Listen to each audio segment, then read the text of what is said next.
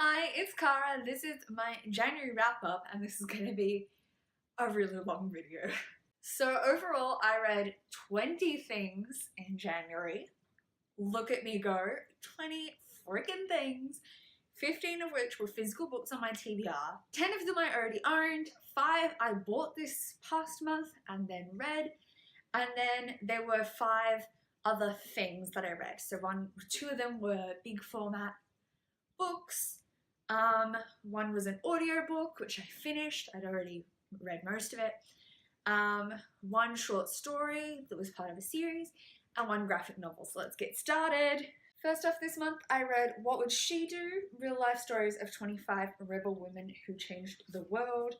This does have an author. Kay Woodward. It's not on the cover. I hate that. Just put it on the cover. It's Kay Woodward. This is a art and kind of like biography style book aimed at young girls, and so it's very simply written, but the artwork is gorgeous, and this introduced me to real women of history that some of them I didn't know about.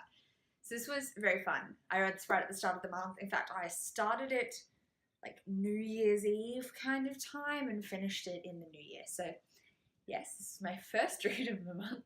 Then I finished A History of Magic by the British Library, which I was reading in December but finished at the start of January. And this is the full book. I read the junior version in like October or something, but I had bought both. This is the full adult version, which is all about the British Library exhibit based on Harry Potter.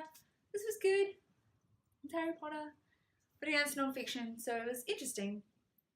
I think I maybe gave it 3.5, 4 stars. It was good. Then I read A Conjuring of Light by V.E. Schwab. This is book 3 in the Shades of Magic trilogy. Oh, it feels like so long ago that I read this because I read so much this month. I do have a full review up for this. I'll try and remember to link it down below. This is a adult fantasy series following these multiple Londons that certain people can travel between. And obviously this is book 3, but I love this series. You can check out my review for more information, though it does have a few spoilers. I obviously gave this 5 stars. Then I read City of Bones by Cassandra Clare on audiobook. This was the audiobook I finished this month. I'm kind of making it my mission to read more audiobooks, but I don't like reading audiobook as the first medium I read in. I tend to prefer to reread books in audiobook because I do have a habit of tuning out. I don't like having to rewind to catch things, so I tend to reread so that if I tune out it's not a big deal. Obviously this will be like my 6th read of City of Bones or something like that, but I do have basically the audiobooks for most of the model instruments that I've picked up in my lifetime but just never got around to, so I'm working on those.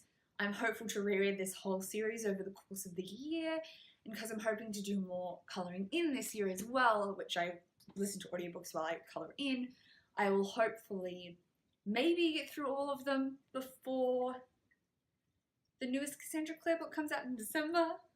It's wishful thinking, I probably won't get that far, but hopefully this is a good excuse to reread the series, and once I've done all of the Cassandra Clare books, I can then move on to listening to other rereads on audiobook. Like I would really like to listen to The Night Circus on audiobook. Next up, I read And I Darkened by Kirsten White. This is book 1 in the Conquerors saga. I did also buy book 2 this month, which you will have seen in my book haul. This is a Vlad the Impaler retelling where the character of Vlad is a woman. In this book, her name's Lada. In this book, we follow Lada and her brother Radu as children through to teenage years. I believe the rest of the series follows on beyond that. This was really, really good. I have owned it for a while, but I picked it up after hearing Whitney from Witty Novels rave about it. So that encouraged me to pick it up this month. And I loved it. It was so good. I immediately went out and bought the sequel, which I will be hopefully reading in February.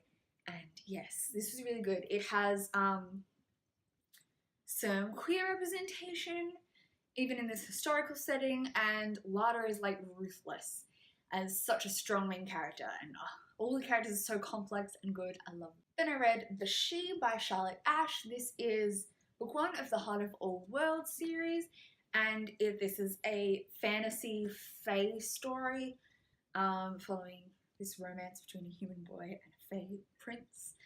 And I think he's a prince. Is he a prince? Bryden and Ceres, and oh, so good. This was originally a fanfiction which I did read way back in the day, and it was a fun reread of the world, and I'm so excited to be able to then continue with the sequel, which is I own, but I haven't read yet, and was never fanfictions. I haven't read that before. And don't you just love the artwork? It's so pretty. I can't remember the artist who draws these. Who draws this series, but she's amazing. Sarah Sanderson. She does this artwork. It's gorgeous. I've seen so many of her art pieces. They're lovely. So I gave this 4 stars. It's got a very, this first one at least, because it was fanfiction, has a very like serial style plot because it was coming out chapter by chapter, and the editing hasn't fully gotten rid of that, which kind of knocked down some points for me. But overall, I love these characters. Their slow burn romance is so good, and this is a little smutty and fun, and I loved it. Then I read The Hate You Give by Angie Thomas. This is a contemporary talking about the Black Lives Matter movement, and it follows the story of Star, who witnesses her best friend being shot by police. This was good. I have a full review up for this, which I will try and remember to link down below. And I loved it. It was so good. The language in this is amazing. I did have a few little problems, which I talked about in my review, but they were very minor. This was 100% a 5-star read. It was so good.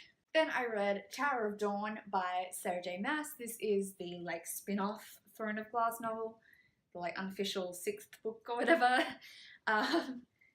This follows Kale, which if you don't know, Throne of Glass is a young adult fantasy series following main character Selena Sardokian. He's an assassin and it's great.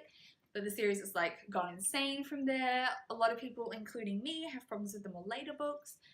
I enjoyed this, but I also had a few problems with it.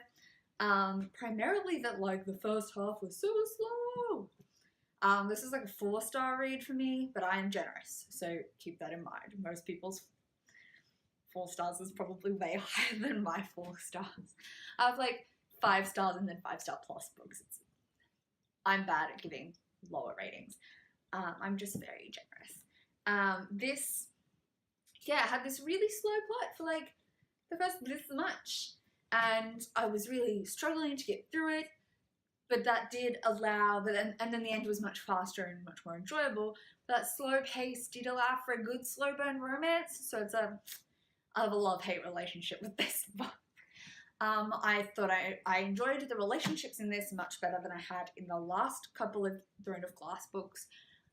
This did that much better. Overall, it was good. Didn't mind it. I'll keep reading this series, but only because I'm committed. I'm a completionist. I don't like to see anything left hanging, so I'll definitely be finishing this series, but hopefully it wraps itself up soon. Then I read Eliza and Her Monsters by Francesca Zappia. This is a young adult romance. No, not romance. Young adult contemporary following our main character Eliza, who's the artist creator of this really famous webcomic, and then a new boy starts at her school who is the biggest fanfiction writer for her comic. She knows who he is, but he doesn't know who she is, and it really explores issues to do with mental health, fandom, popularity, and online personalities, and this was so good. I breezed through it. It is not super long but not super short, but it does also have a lot of artwork and chats and things in here, and I loved it. It was so good. Loved this. I would love to see the full webcomic, but you know, that's going to be a long time coming. Or alternatively, what's the guy's name again? So that's with a W. Wallace. Alternatively, I would like Wallace's fanfiction version. That would be great. Yes. This is a 5-star read. It was really, really good. Would totally recommend this, especially to people who've spent some time in bigger fandoms, or fandoms in general, like deep into that like Tumblr style world, or old school, like on on LiveJournal when fandom was kind of held on LiveJournal. Definitely recommend checking this out. It was really good. Then I read Siege and Storm by Leigh Bardugo. This is the second book in the Grisha trilogy. I'm so behind on this craze. Initially, after reading Shadow and Bone the first time, well, I haven't read it more than once, but I read it years ago, and I wasn't going to continue because I didn't love it, but then I heard all the press about Six of Crows, the spin-off series to the series, which sounds way good and totally my kind of thing, but I'm obviously a completionist, so I had to read this series first, so I did pick up the box set. That was last year. And I finally got around to reading Siege and Storm, which is book 2, and I actually enjoyed it much more than I enjoyed the first one. It was a little darker, a little grittier, and seemed to grab up my insides a little more. I still wouldn't call this like a 5-star series. This is like a solid 4-star read. I can't remember what I actually rated it on Goodreads though. But this was really good. I do like our characters. I currently don't see what everyone's obsession with the Darkling is, but I feel like that was developed most in the 3rd book. So we'll get to that soon, probably in a couple of months. And then once I've read that, I'm going to rush and pick up Six of Crows. This is obviously a fantasy series, young adult fantasy series, set in a Russian-inspired world, where there are different types of like magic wielders called Grisha. It's kind of complicated. That's the gist of it. Our main character Alina is a Grisha, but she didn't know it. And then there's a friend Mal and the Darkling, who's the evil guy. Yeah. I then also read The Tailor, which is a short story that is in the back of this. Hence why I read it, but I have marked it separately on Goodreads because I did initially mark it as one to read and it came separate from this in the original editions. So that was one of my 20 things I read this month. So that's The Tailor by Leigh Bardugo. I gave it 3 stars. It was like most novellas that fall in between series. It was good. It was good. There's nothing amazing, didn't really add that much to the plot, but it was fun. Then I read All the Crooked Saints by Maggie Stiefvater. This was gorgeous. I don't want to describe it too much because atmosphere and plot building and world building is like Maggie Stiefvater in a nutshell, and as soon as you try and give away too much of a plot, it ruins everything. In my opinion, like these are the best to be so vague when you go in. But it essentially follows this family who are miracle workers, I guess, and these pilgrims that are going to them to seek miracles. It's much more complicated than that. It's gorgeous. I love Maggie Stiefvater. I haven't read a single thing by her that I didn't like, but I haven't read all her stuff yet. I'm working on that. I own them all. I'm working on it. Yeah, I'm very excited. I'm very happy to have read this. This was so good. I loved it. I laughed so much. I cried a little bit. 5-star read, fully, 100%. Maggie Stiefvater is the queen of atmosphere. The queen. Then I read Red Seas Under Red Skies by Scott Lynch, which is the 2nd book in the Gentleman Bastards series. This is hilarious. This is a fantasy. High fantasy. High fantasy? There's not really magic in this world, really. But it's fantasy. It's obviously fantasy. Series, this is book 2. They're nice and chunky. And the series follows Locke Lamora and his friend Jean, who go on heists. And they're doing these big daring heists and stuff goes down, and it's always much more complicated than it appears at first glance. It always ties together great in the end. I loved book 1, but it was very dense and wrapped up really well, so I didn't rush to read book 2 like I read book 1 over a year ago. But I finally picked up book 2. I'm hoping to not put book 3 off too much longer, because I believe book 4 comes out soon. The series is starting to get more threads of continuation, which I'm very excited about. This was great. Loved it. It was so good. I love the characters. I love the world. And a high story is great. This is like Ocean's 11, but high fantasy world. But Ocean's 11, but with not 11 people. There's not 11 people in this one that running the heist. There's 2. But this is so good. All the twists and turns and working against each other, and the way the plot's built is really good. Like, heist novels are hard to pull off, especially when you want to lay the threads for things, but you don't want the reader to really know what's going on, even though the characters do. And It was masterfully done. Scott Lynch is a master of heist books, and I'm very excited to read the third one. Then I read Our Dark Duet by V.E. Schwab. This is book 2 in the Savage Song duology. There's only 2 of them. I just don't know what it's actually called. I wasn't the biggest fan of the first one, which I've mentioned a couple of times on this channel. I didn't love it. It wasn't bad. I didn't love it. But I'm a completionist, so I did decide to pick up book 2 this month. And I enjoyed it more than book 1. I think book 1 kind of felt like the precursor to this book. Like it was just building the world for this book. So this book had a lot more substance to it. I really liked it. Yeah, it was actually really enjoyable. This was like a solid 4.5 star read. Our characters, this is let me roll back.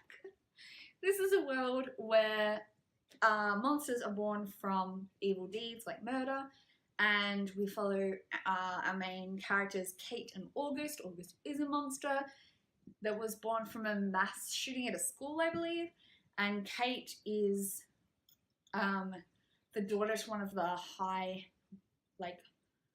up warlords that have kind of taken over after the city has been collapsed under the problem of monsters.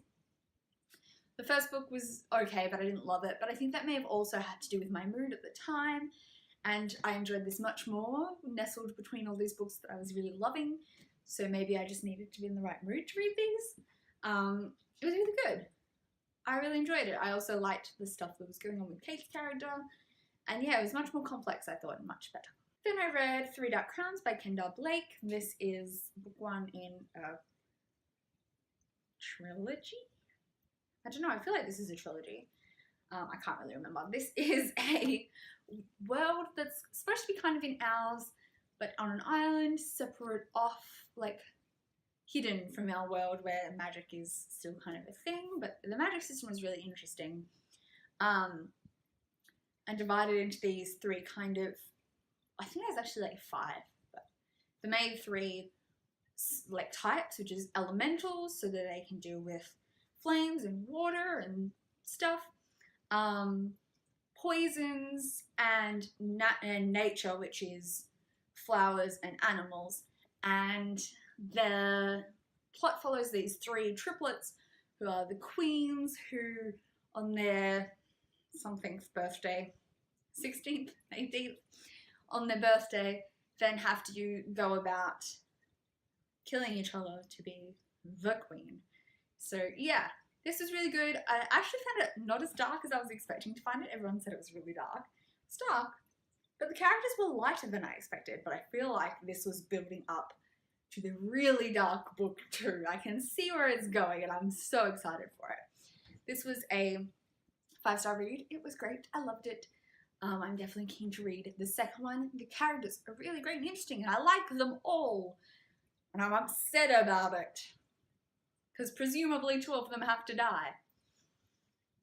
We'll see. Next, I read With or Without You by Zane Riley. This is the sequel to Go Your Own Way, another book by Interlude Press, like The She earlier in the month. This is also developed from a fanfiction, but again is now the second book, so beyond that. I did read the fanfiction back in the day, loved it. I really loved the first book in this series, and I really enjoyed the second one. This is a solid 4-star read.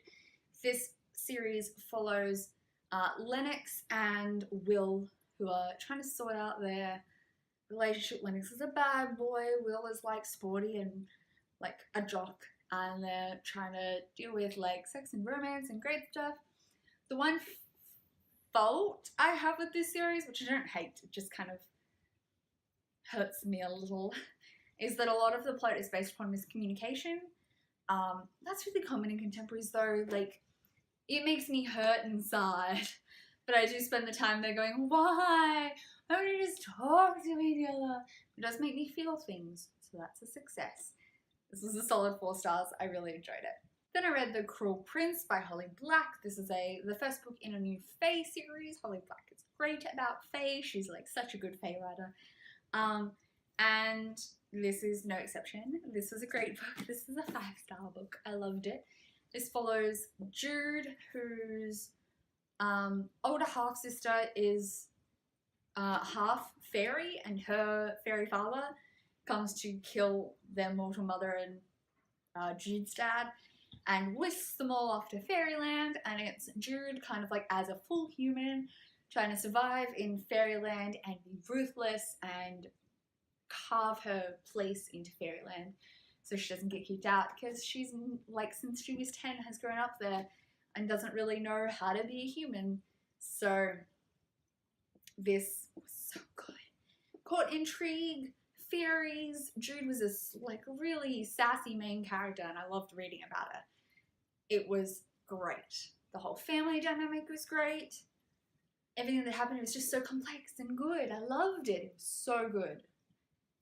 This is deserving of the praise it's been getting. I loved it. Then I read Scythe by Neil Schusterman. This is the first book in a series, the Arc of the Scythe series. Book 2 just came out in the US, but I'm waiting for it to come out somewhere in a paperback form, so I don't have like a paperback and then a hardback. This was so great. This is a... Hold on, I'm feeling dizzy then. This is a future dystopian kind of story in which death has basically been eliminated, and the only way you can die is at the hand of a scythe, or someone who kills people professionally. It's a really great complex world. Neil Schusterman's done an awesome job of world building in this book, and like really delving you into what this society would be like and how people think in this society, and it's so good. I loved it. We follow our two main characters, Citra and Rowan, who have been apprenticed to be scythes, and you'll hear kind of like factions within the scythe group and how they affect the world as a whole. And oh, it was so good. I just finished this the other day. Loved it. Can't wait to read the second one, but again, yeah, I'm going to try and wait till it comes down in this size before I buy it. Be it a UK paperback or it comes out in Australia, because I know it's through Walker Books in Australia, and this only just released this first one in Australia, now that the second one's coming out in the US.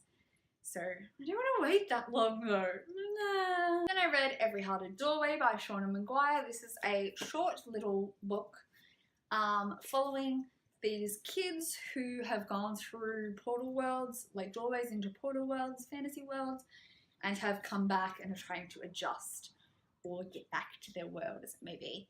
We follow our main character Nancy, who's just come back from underworld land, and stuff happens, but obviously it's a tiny book. This was, and so like lots happens in this tiny time, and this is so good. I loved it so much. Oh, it's amazing for this tiny little book. It packs such a punch. I just loved it. I loved it. It was so good. I've gone out and ordered book 2 and 3 straight away because I couldn't help myself. This was a great end of the month read. Nice and short, but obviously fits so much into that. And I just can't wait to read the rest of this series, which will definitely be happening in February, because I loved it so much. I get why this was hype. I was always like, yeah, it looks cool, but I don't care. If it comes out in paperback, which it never has, like, probably never will, but I don't care. I finally picked it up because I couldn't help myself. Like, finally was like, okay, no, this series looks great.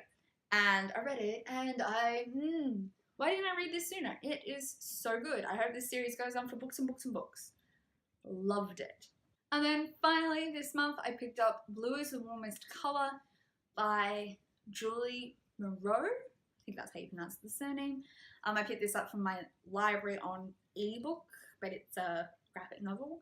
I really enjoyed this. I think I didn't enjoy it so much as other people have. It's a queer story, like queer romance, looking at breaking down barriers to like queer evolution, I guess, like, you know, the queer movements in France, and it is translated. I think my biggest problem with this is that the ebook had some problems with text that meant it was a little hard to read at times, and it kind of drew the focus away from the art. So I really enjoyed the story, but the reading experience was not that great. I gave this a 4 stars, but it's really like a 4.5. I really enjoyed it. It was really interesting, and I love my little queer stories. Obviously, I love them. I'm so down for them. Please give me all the queer stories, queer romances, queer fantasy. Chuck them at me. Chuck them at me. I'm so excited. And this was sad, gorgeous, really good, but I've heard lots of people be like, yes, 5 stars. And I think that was really dropped down because of my reading experience. So I'm overheating and I'm starting to feel faint, so I'm going to wrap this up super quick. Those were the 20 books I read in January. I'm so proud of myself. I'm hopeful to read a similar amount in February. I know we have a few less days in February, but I also have like a bunch of graphic novels on request at the library that I'm waiting to come in. I have some novellas I want to read, including books 2 and 3 of The Wayward Children, the ones after Every Had a Doorway. And I want to read the Binti ebooks, which I've heard great things about, which are also novellas. So I'm hopeful I can read an insane amount in February as well, which is getting me a really good head start on my goal of a book a week. I'm like way ahead already. But maybe this can be like the best reading year I've had in a long time. So let's see how we go. Hopefully this keeps up once work goes back in March. Hopefully. I will see you soon with another video. But comment down below if you've read any of these to chat with me about them. I'd be very excited. Otherwise, I will see you soon in another video. Bye!